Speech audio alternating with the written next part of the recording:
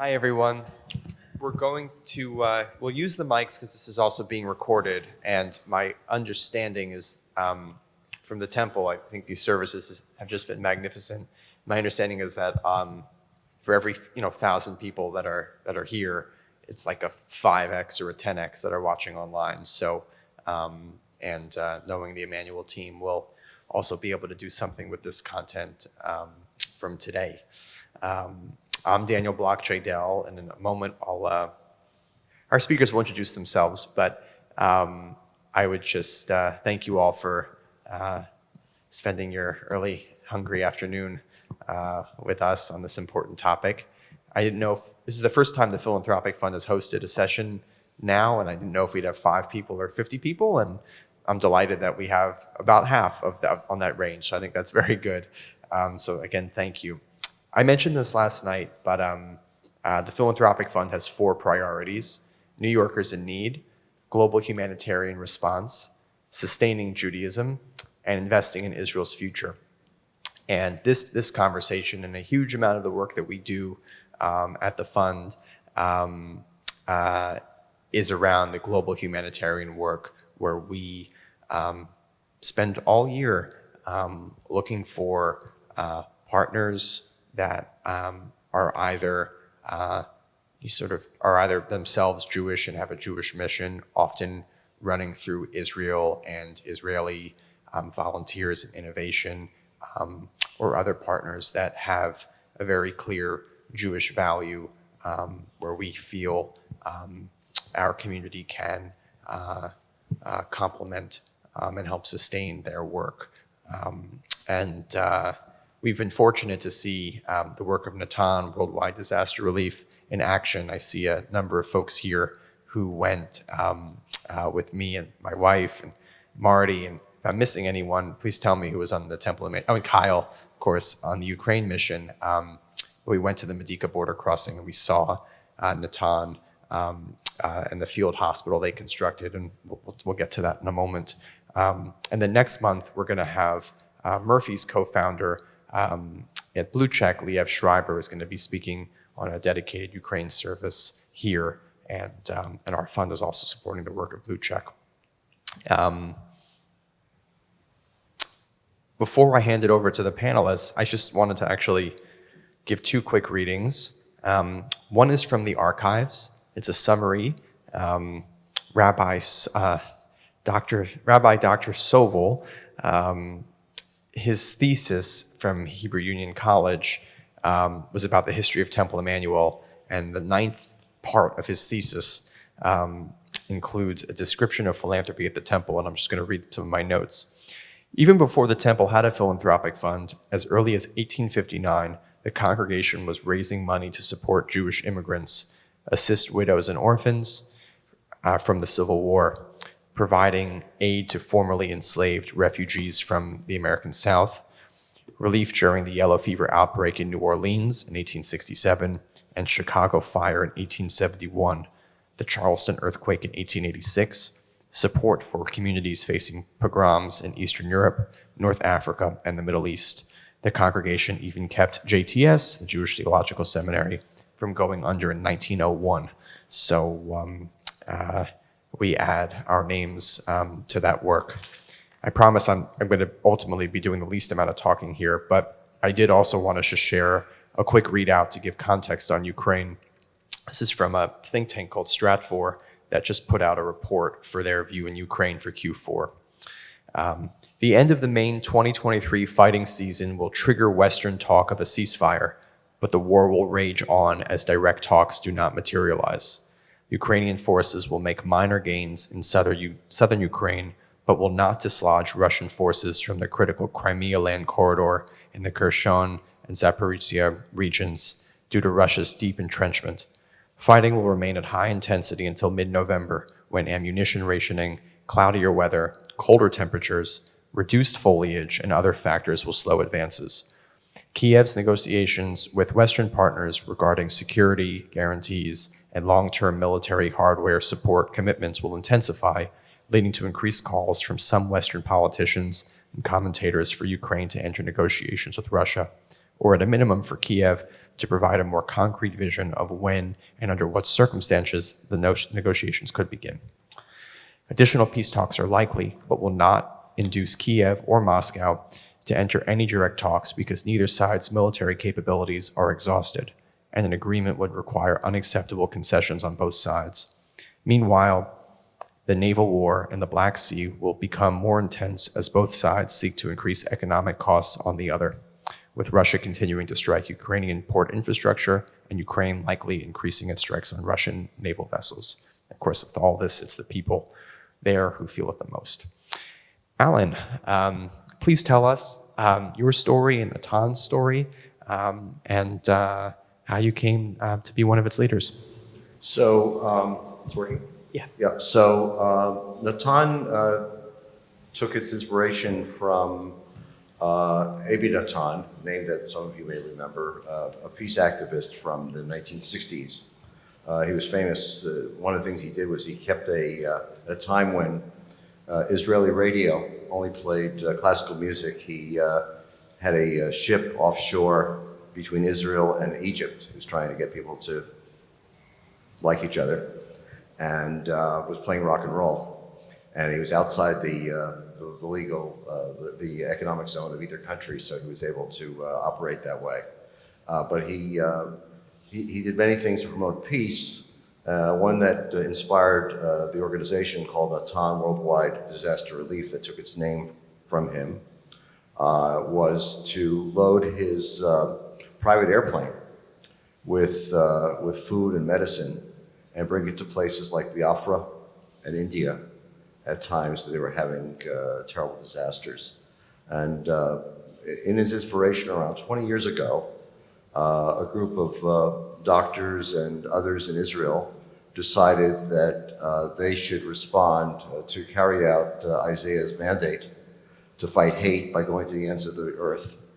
And their first response was to a tsunami in Sri Lanka, where they sent doctors and other health workers to help the survivors. I always say victims, but they remind me the word is survivors.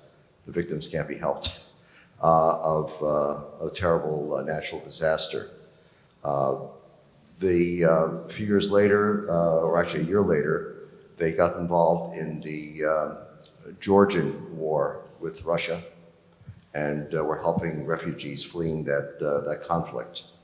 And somehow both nature and, I should say mankind, but I have to say the Russians, have provided them with regular work. So this organization is all volunteers. No one is paid. Mostly medical professionals, doctors, nurses, and also psychosocial experts, social workers and psychologists, go to help refugees fleeing and the survivors of natural disasters.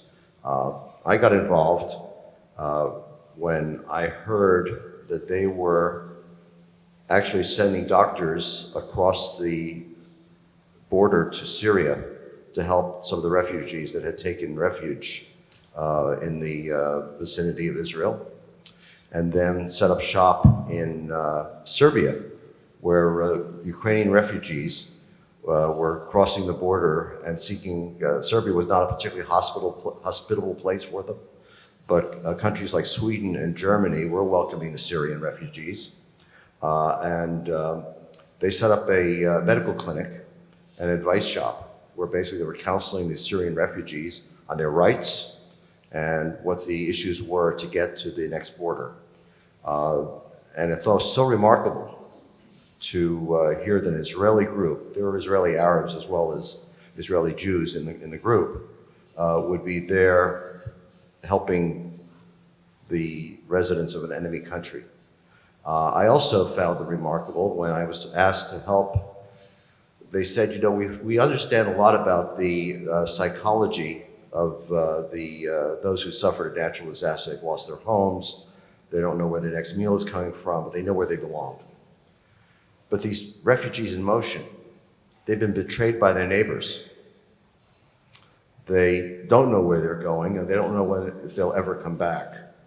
And we realized that they're facing a very deeply different psychological situation.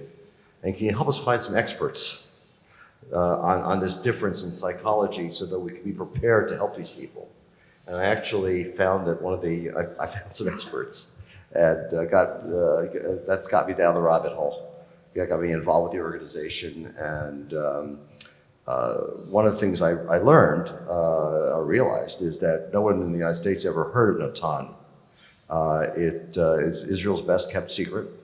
And I realized the reason was really pretty simple. They never tried to raise money in the United States. They got most of their money from friends and neighbors. They also got money from the Joint. The Joint is generous, and we all contribute to it one way or another. But it's done in a way which gave them no brand awareness. Nobody knew who Natan was. And they didn't know who they were contributing to. They were just helping good people. So a few years ago, we set up an American advisory board to start to see how we could do to raise awareness in this country and start to raise some money. Also, some volunteers have come from the United States, volunteer physicians. We're serving in Ukraine and elsewhere with us. And we're making progress. The organization is not a large organization. It's all volunteers. And it flexes with the needs. But it's been able to raise, with your help, some of the funds it needs. All the money it uses is for air transportation, medical supplies, and accommodations for their volunteers. Everyone in the organization is a volunteer, including the chair, the administrative group, decision-making group, and also the support staff, website design, accounting, all of that. Everyone's a volunteer, and it's a remarkable organization. Thank you, Alan. We'll do a deep dive in a moment on Natan's work in Ukraine, where it stands. Murphy, I'll ask you to also introduce yourself and your journey with Blue Check. Sure. My name is Murphy Poindexter. I actually live down in DC, so it's fun to follow the rain up the East Coast. I was living in DC working on an economic development project, actually. I was born and raised in West Virginia, and we actually secured a large grant to promote green energy in West Virginia, and my role ended March 15th. But I'd actually finished all my work in February, so I'm sitting in DC. You see the war start, the full-scale invasion start. And a lot of my friends started calling me because they wanted to help, and they were like, Murphy, you live in DC, you do finance stuff, go figure it out, which is kind of a trend in life. And so as I started to talk with other organizations and ask my friends and who we should talk to, a few of my friends sort of in the political sphere said, Murphy, don't worry about that, let's do something right now. And we actually hosted this fundraiser on the Hill, raised a little bit of money. We used that money to fly medical supplies to the front lines. And then I realized there's so much more work to do and volunteering. And I was lucky that this happened in a natural break of mine. So I just started volunteering more and more. And actually I get a call from someone that knew someone who knew someone that was on the board of the Anne Frank House LA. And he said, hey, do you know Liev Schreiber and Doctors Without Borders? And I said, you mean Ray Donovan and the group from France? He's like, yes. We're going to have a call together. They want to help Ukraine. And we've heard that you've been doing stuff in DC to, I guess, rapidly turn ideas to reality. So we had this big call where Jason Cohn he used to be the executive director of Doctors Without Borders. And Liev and Harris and a lot of folks had already been coming up with this idea of just like, if you want to help someone, give them money and get out of their way. Locals know what to do best. You know, when your house blows up, you go to your neighbors. You don't call someone in Nebraska because you don't know anyone in Nebraska. But there are a lot of people that might be in Nebraska that want to help you, or New York City or Florida, or now we're getting donations from everywhere. And so the idea was very simple. Find local organizations that are doing the work and figure out a way that we can prove, with misinformation and disinformation it is today, it's hard to trust anything you see online. And especially when it comes to anything involving Russia and Ukraine, tensions were high. And Jason had this amazing connection to a law firm named Ropes and Gray. And Ropes loved the idea of what we were doing and said, we will do the due diligence so you can prove this small local organization is legit, is real, is not on a sanctions list, et cetera. And they even went further, brought in another firm that does sort of, I can't think of the word right now, adverse media. So make sure that they don't do anything online or have any bad press that would go back to our donors. So within a month or two, we created this end-to-end system that had due diligence that you would expect on a large financial transaction, but for a small local organization delivering medicine or getting water to the right people or building a shelter. And to our donors, we say, well, this is for you. This is so you feel safe, you feel secure. We identify, we vet, we fast-track funding. But in parallel, it's for the local organizations.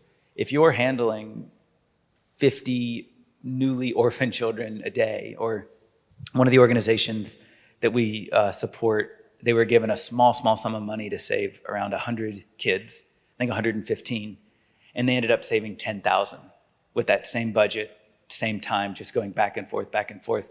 And to see that amplification of local funding is like, this is something that needs to be done.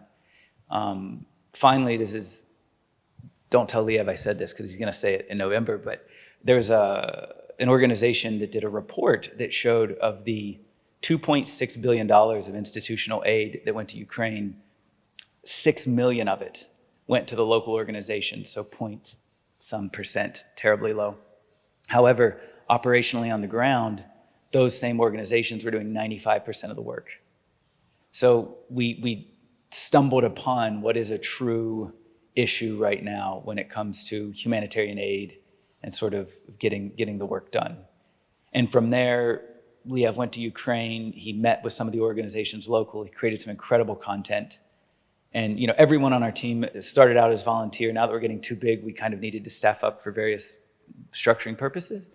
But everyone really is, as they work their day job, going all in on making this a better process, a better organization, and hopefully more funding that impacts more people. Thank you. Yeah, there was an article 2 Sundays ago in the Times that cited that report. It was about Samantha Power, who runs USAID. Under Obama, she was our ambassador to the UN.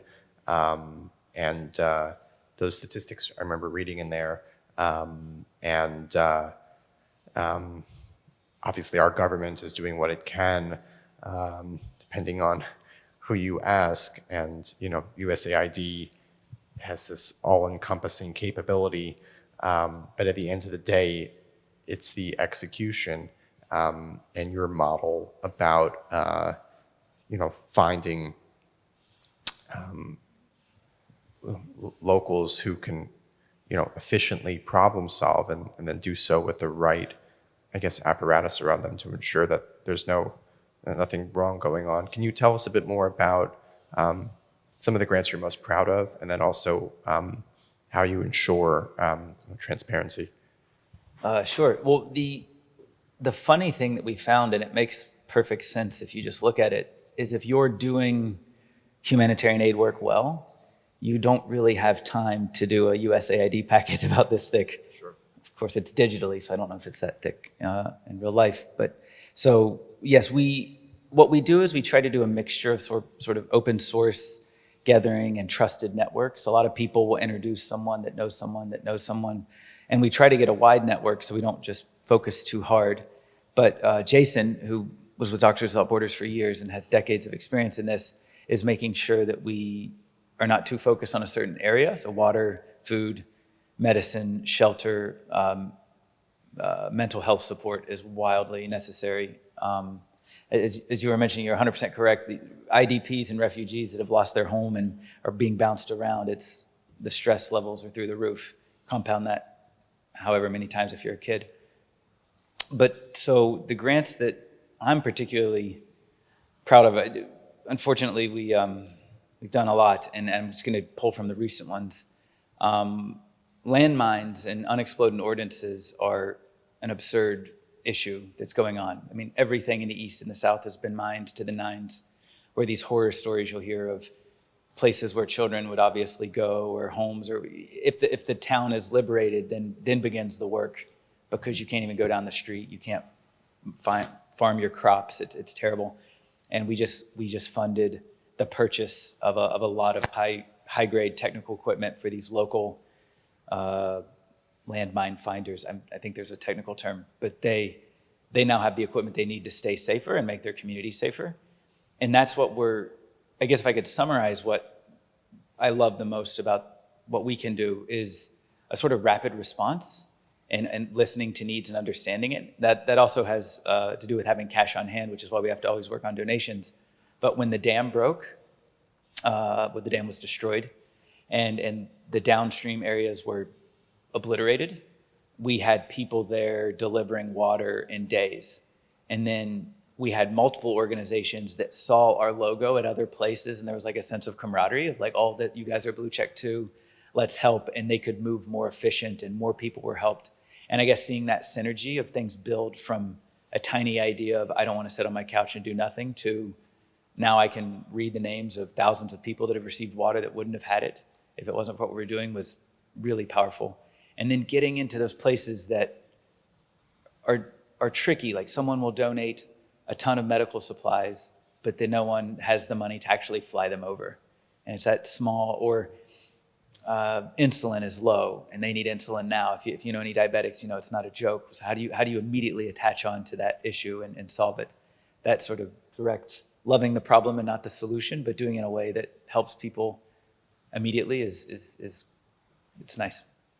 Thank you, Murphy.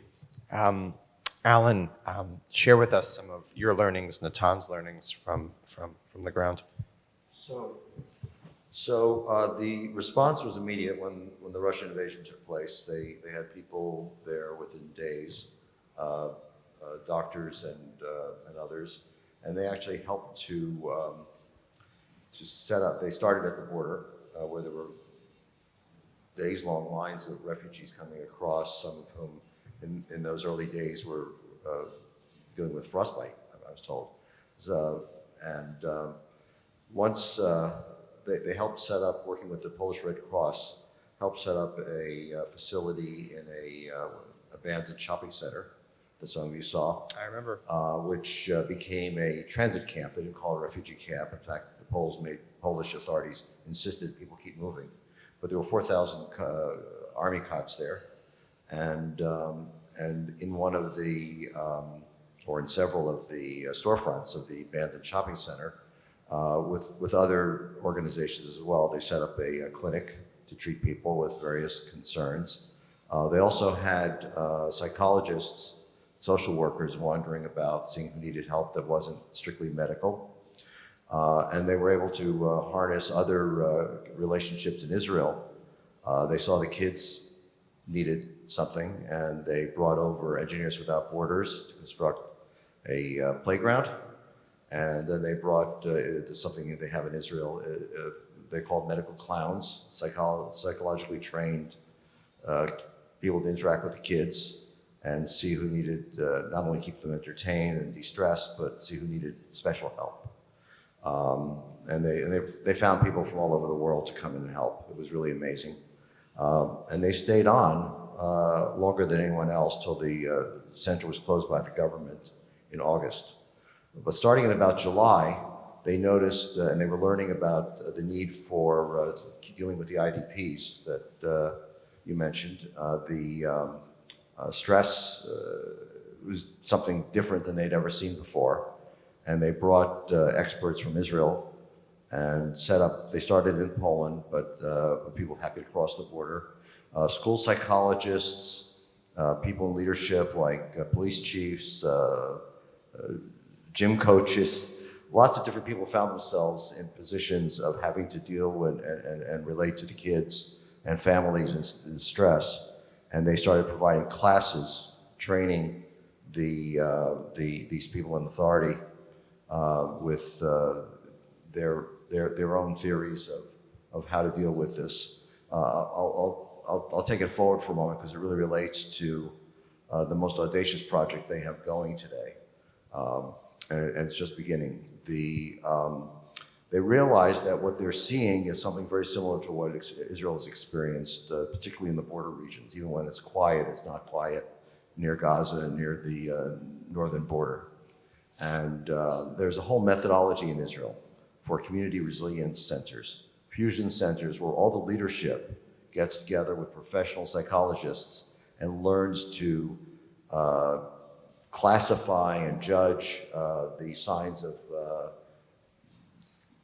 pre-PTSD stress that people are undergoing, and methods for dealing with it, and methods for intervening when it becomes acute.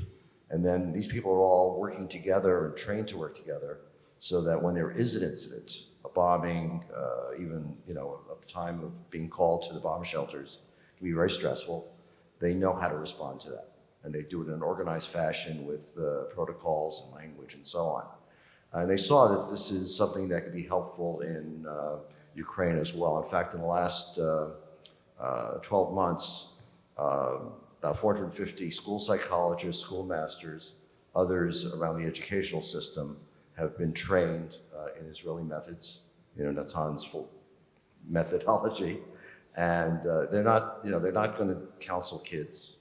They need to train the locals, and they're desperate for this training. And so what's now happening with really a mandate from the First Lady of Ukraine is the development of these community resiliency centers throughout the country. And the first ones are going to be in the Lviv area. And Natan has an agreement to bring over trainers and counselors to help the government authorities and local officials set up the first ones of these, so that the idea is not to stay and become indispensable. The idea is to let this be adapted and adopted by the Ukrainian authorities so they can take charge and know what they need to do to help bring their country. They're working on the economic side way before the war is over. They're also working on the psychosocial, and we want to help them with that. In addition, we're also involved with telemedicine, where there are Ukrainian volunteers working with devices that allow them to treat patients at the front lines, in the frontline cities. They're not treating the military. And the actual medical work is being done by Israeli and American volunteers doing 4-hour shifts. Another project they're doing in Lviv, there's been a conversion of several hospitals to do post-amputation rehabilitation with prosthetics and so forth. And Natan is bringing over experts from Reyoth Hospital, which is a rehab hospital in Israel, to provide direct help to the patients, but also training for the local medical personnel. Thank you.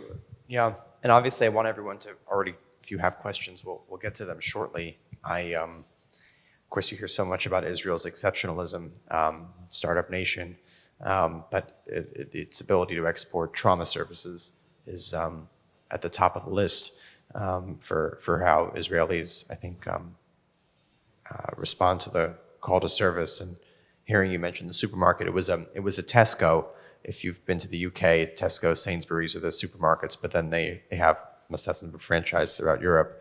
And I remember seeing the team there. My wife, who's sitting over there, is a speech therapist and works often with kids with special needs.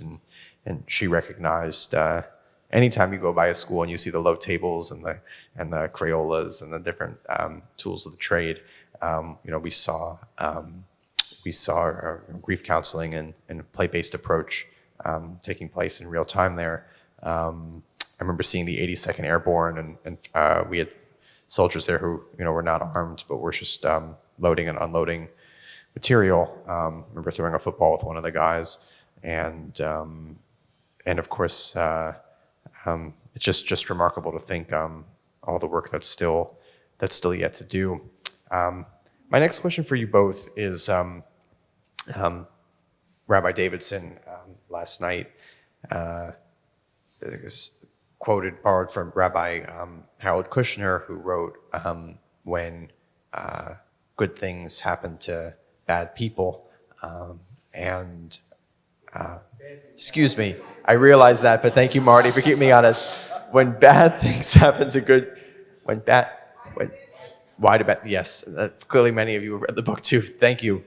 Yes, and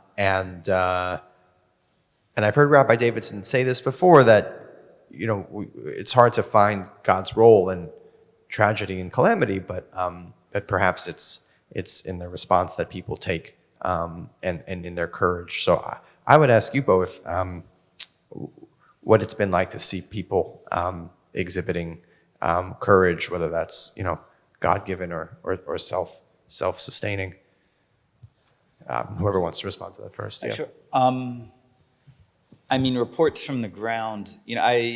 Jason is our guidance and wisdom and humanitarian aid, and he helps write a lot of the grants and interacts with a lot of the grantees. And I'm usually CC'd. My role, it's nothing near humanitarian aid before this, but I was more of a startup finance role. So I had the privilege and honor of building all these systems and making it work. So I'm kind of CC'd on everything, but more as an implementer than a guider. And a lot of times, same thing with Leah. Beyond being our face of the organization and a spokesperson, he's a marketer at heart and does a lot of work and writes a lot of the narratives and keeps us on brand, which has been incredible.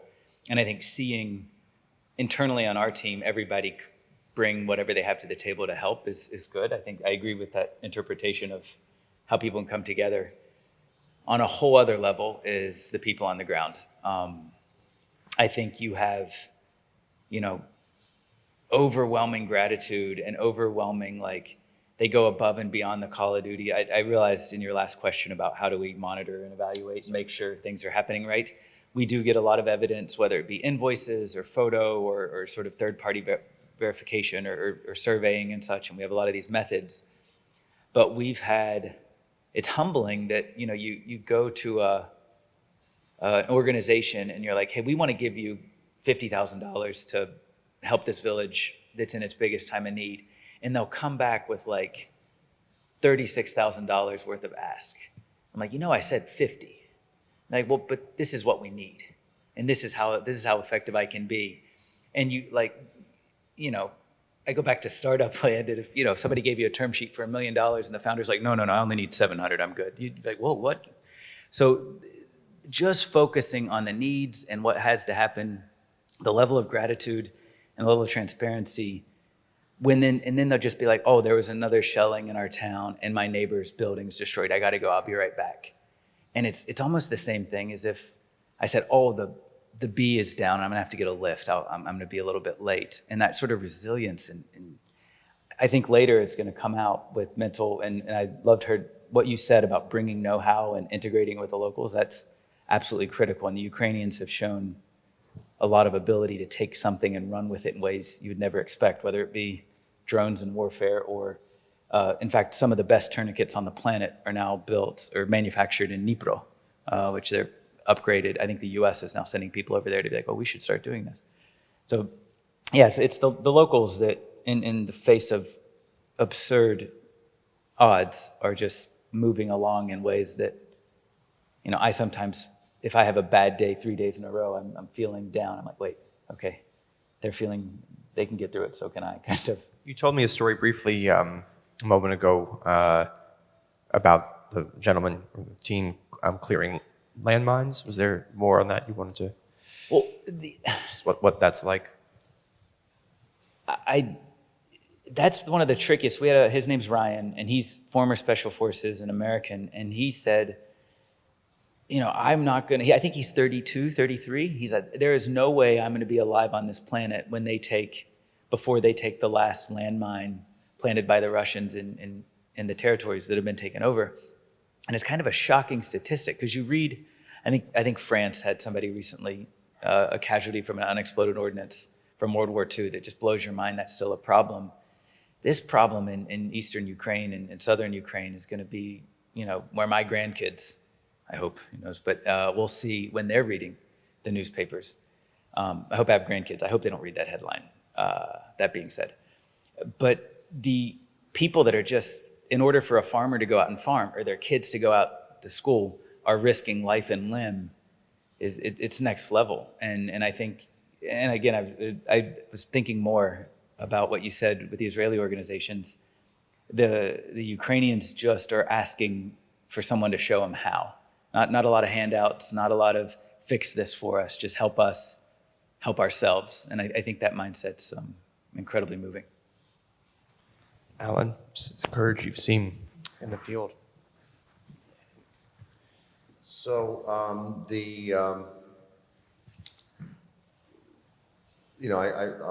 just keep adding to that. There's a certain pride in professionalism, and we're going to get this solved. We need help, but it's us. We're the ones who are dying, and but they're so appreciative of the help they can get, and they know how to integrate it and make it their own. I actually was in Ukraine. It's easy for me to understand helping with physical medical care. I'm not in the world of psychology and understanding why, what is it that the Israelis can show you. And they took me to the bomb shelter part of a school building and showed me that as a result of the advice they'd gotten, they put some cots in, put some pictures on the wall, said even if there isn't a bombing, the time you spend in a bomb shelter is very stressful, and you don't know how long you're going to be there, and you never quite get over it.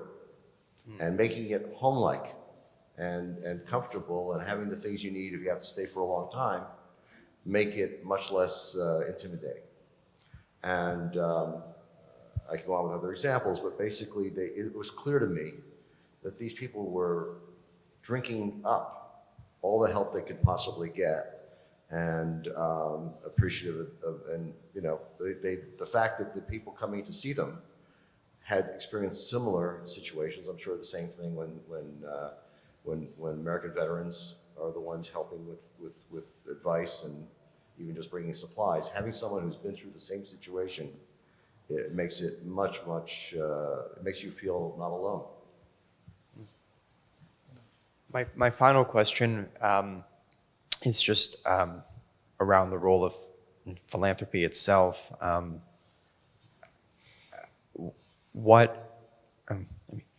Everyone who gives to the Philanthropic Fund is an individual. We come together as a collective, and we try to be a force multiplier with our grants. I would just ask you both, and some of this is already evident in your remarks, but just I think philanthropy it's a different kind of response than a governmental response. It's a different response than a business response, and you hear big numbers being thrown around by countries and businesses and pledges, but it really is sort of the last mile, the last kilometer, philanthropy that matters, and I think where we're seeking at the Temple to have the greatest impact and difference. And I would just ask you both if you had any just reflections on philanthropy's unique role, and also what you potentially see as being Ukraine fatigue as we as the anniversary in late February, right? It's not that far from now. Yeah. Almost 2 years ago. Yeah.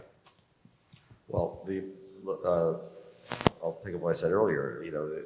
It's about people, and not everyone can usefully help with their hands, but every check, every dollar donated represents a vote of confidence, a sign of caring by another human being in this world. And when you're in a troubled situation, it's good to know that real people care enough about you to make this happen.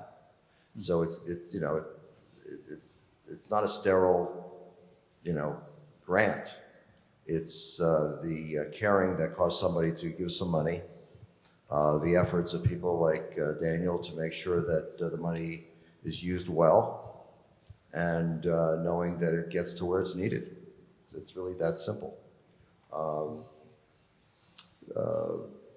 philanthropy is a sign of love and caring.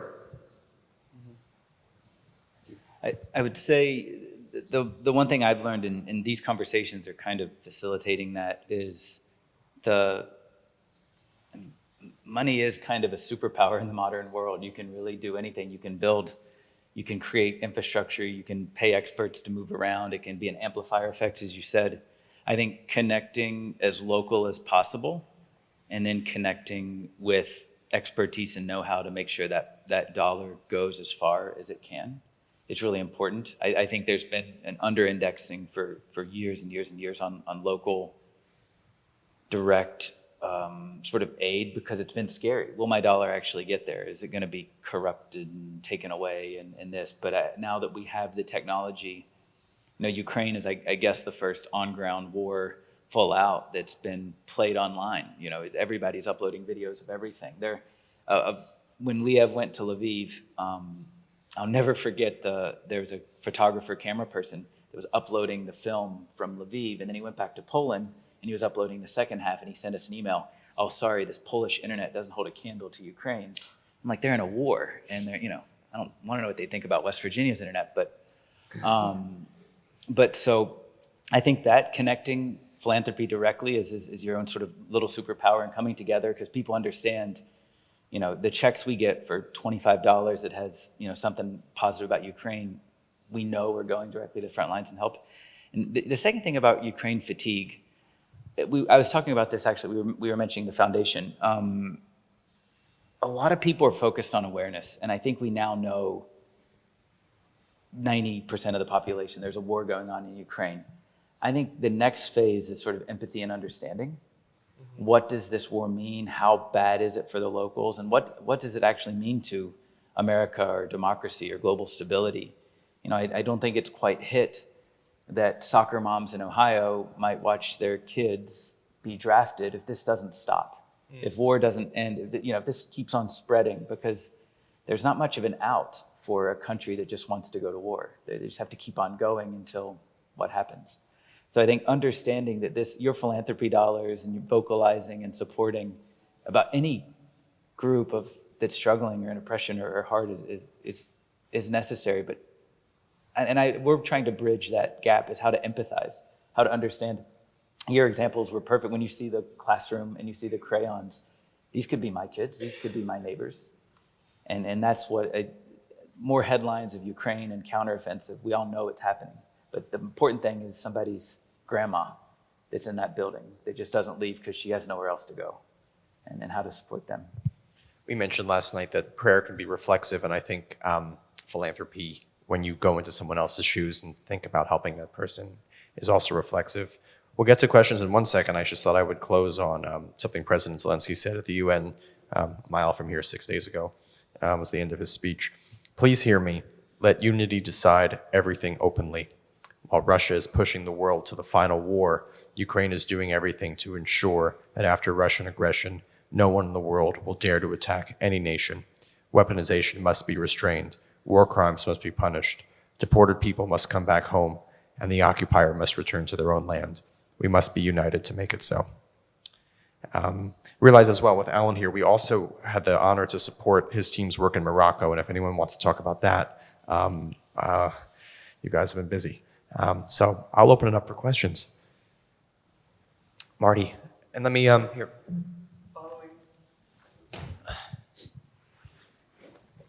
Following up on your last comment, Daniel, for Alan, Natan isn't just in Ukraine, and that's what I thought was very interesting. Here these people are stopping their day jobs and getting on planes literally the minute a disaster happens anywhere in the world. And last week, Rabbi Davidson mentioned how the temple was supporting the work you were doing.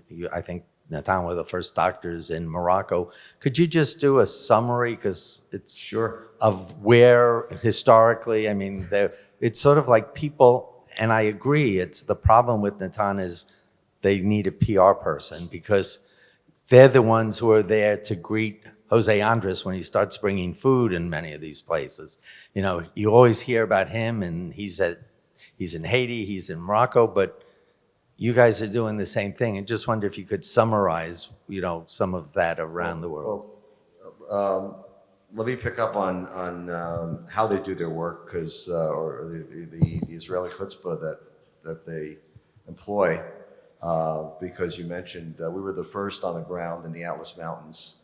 One of the reasons was one of the reasons they were the first is they actually were started with how do we respond and what's the official response from large organizations, who do we know on the ground, and so forth. And they found the Moroccan government was very hostile, I don't know the term, to taking help from anyone. They weren't sure why, but they got their first team together. The first team always responds with experienced medical and logistical personnel who are prepared to help people as soon as they get there, but also assess. As Marty mentioned, most of these people are working in hospitals and medical services, and they're taking 2 weeks off vacation time in order to respond, and there's always a team behind them and a team behind them. And the first team has to figure out what skills and specialties do we need in the second team. Well, so how to get to Morocco, they asked among their most experienced volunteers prepared to go, who has dual passports. And they all went as tourists with their non-Israeli passports. Took 2 planes to get to the Jewish community of Casablanca. They said, we always have a local partner. You're our local partner. What do we need here? And they said, actually, did I just say, yeah, Marrakesh, I'm sorry, thank you. They went from Casablanca, that's Carol. They went from Casablanca to Marrakesh. Marrakesh they both have Jewish communities. Marrakesh is closer to the epicenter. It actually had damage. But they said the real problem was in the Atlas Mountains, in these small villages. And when they got to the small villages, there was no one else from outside of the village who had gotten there yet. The first aid professionals of any kind from anywhere. So they just insisted that people need us, we're going to find a way. They've been in almost in every continent with hurricanes: Mozambique, Haiti, Guatemala, Nepal. They often go back afterwards with aid projects where they see a need that they feel they can help with.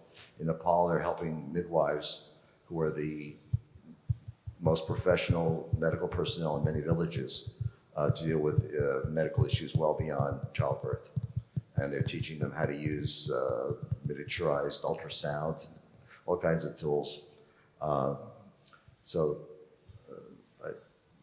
They've been everywhere for the last 20 years. Thanks, Marty. Thanks, Alan. Anyone else?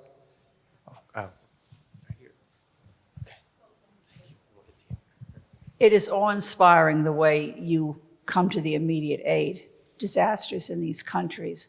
But where you spoke about landmines and you spoke about being in a bomb shelter, made me think of PTSD. What can be done in a longer term sense? Because obviously a lot of these problems are going to continue. People who are survivors are going to have to face things. And how does your organization help with things like that? Well, the Nepal example was a good one in the sense that they saw a need, they saw something that they thought they could help with, and keep going back, providing more advanced training or with further counseling. They're not going to change the world. No. One of the things, there's a story we've all heard about throwing, I forget what kind of fish, but some kind of fish in the water that had gotten stuck on the land. Well, you're not going to be able to throw them all back in the sea, but I can. No. But I saved that one, and that's their view. They want to do what they can, but they put a very big. One of the slogans they use is we come to help, not to stay, and they work very much with local partners and leave them with training and the tools, and sometimes literally leave their medical equipment behind, or other kinds of equipment, knowing that they'll put it to good use. But what you're describing is a daunting prospect. How do we stop war and famine? I don't know. One thing we are trying to do, and this is sort of internal, we're still thinking. One is we hope, and this was way before the Twitter debacle of blue check, we were hoping that as an organization was blue check, they could carry that on to connect to more institutional donors or people here in New York that may know of our work, then see that. The second thing we're also looking at now is how, when we write a grant, how can we help our local organizations build capacity? Because they are going to be the ones dealing with the PTSD, and then they're going to be the ones dealing with economic recovery, and then they're going to be the ones dealing with whatever thing we have no idea is going to happen. Yes. And so organizational building with some sort of longevity and sustainability, and then what we're kind of batting around is this final piece of how to connect groups that care and matter. Like one of the groups we work with is exclusively for the elderly. Warm kits in the winter, social resocialization, especially those from the East. But is there an organization here in the US that could make longer term ties that would never connect normally? It's about bridging people that don't normally have a bridge. Thank you. Very inspiring. Thank you. We talked a little bit about fatigue, and Murphy, you mentioned misinformation and disinformation, and Ukraine has become so politicized in this country. How does this affect your efforts, your philanthropic efforts, and how do you fight back against a situation that's become, for a lot of people, black and white, for or against? It's not just like Morocco, terrible calamity. Ukraine's become more complicated. Well, yeah, that is a tough question. Whenever you work with the Ukrainian diaspora or the Ukrainian organizations in DC, whether it be government or non-government, this is a huge problem. And I think, I personally, I have trouble. I'm only saying this as myself. I don't understand why we politicize something so black and white, right? Like even military spending, which we don't do at all. Right? People don't talk about where military spending goes and the effects on the economy. People just, and I don't know how this works, but they assume this worst case scenario and just that becomes the headline. Like people think we're sending $80 billion to Ukraine. So I've literally talked to someone that said, I'm picturing a plane with $80 billion of cash on pallets flying to Ukraine. I'm like, that's not how it works.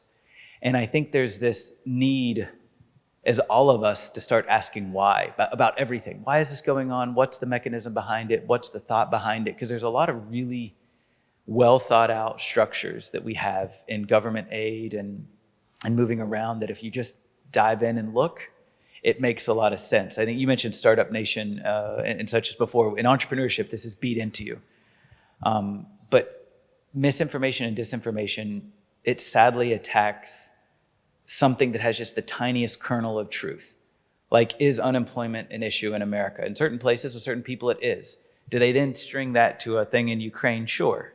But cutting through the sort of noise, just be like, what kind of world do we want to see? Do we want to see a world where I'm a bigger country than you so I can go in and bully it around and take all this stuff? Probably not.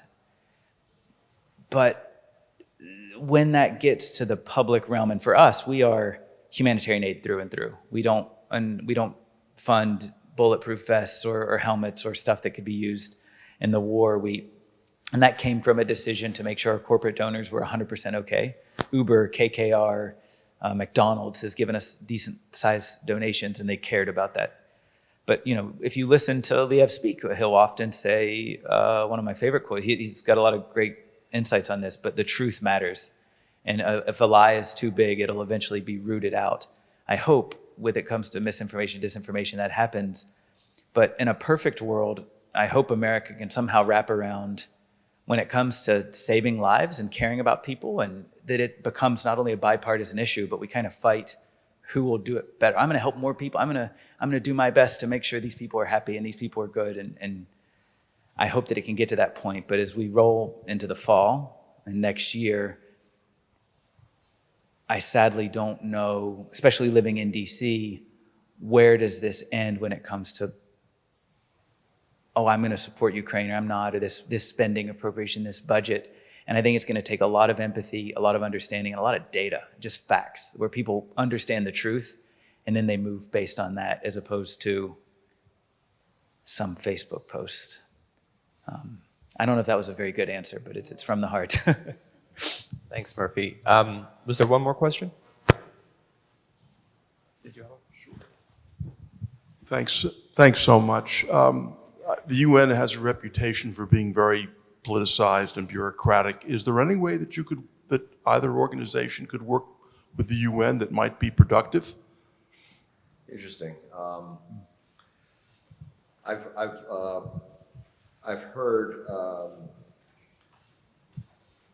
that they are very bureaucratic and and that typically when Natan volunteer teams get on the ground, they respect the authority if there's an established UN cluster of volunteer organizations, but they usually find their own way because they don't get entangled in lots of bureaucracy. In Ukraine, there is some cooperation with the World Health Organization that's very positive. So they've got a lot of expertise, but they're not respected in the field quite so much. We have been trying to figure out how to work with them or the USAID or anyone on a funding level. It's very early stages. There's no real traction, but everyone says localization is key. Like you'll read it, and I think the USAID has a mandate of 25% of their budgets are localized. You know, when I'm hearing stories like this, and I know from our experience, there's people out there with know-how. There's people out there that have been in the trenches, that have gotten their hands dirty, literally, on that side. I've been to Ukraine as well, but I was more of a mission just to meet our folks and try to learn more.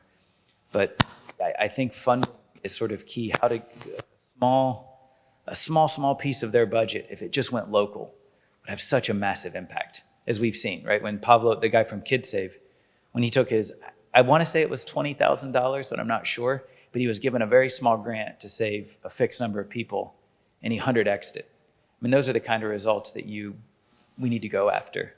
And so the localization of funding would be something we will keep on trying to do and networking to see how we can bring that to the table. Well, thank you, everyone. I know services continue at 2, and then again for Nihila by 3:30 upstairs. If the speakers are around, I'm sure they'll take more questions. We can all just leave the stage, but certainly hope that you and your teams and our partners are inscribed for a blessing. And thank you all for being here and taking the time out of your day to study this topic. Thank you.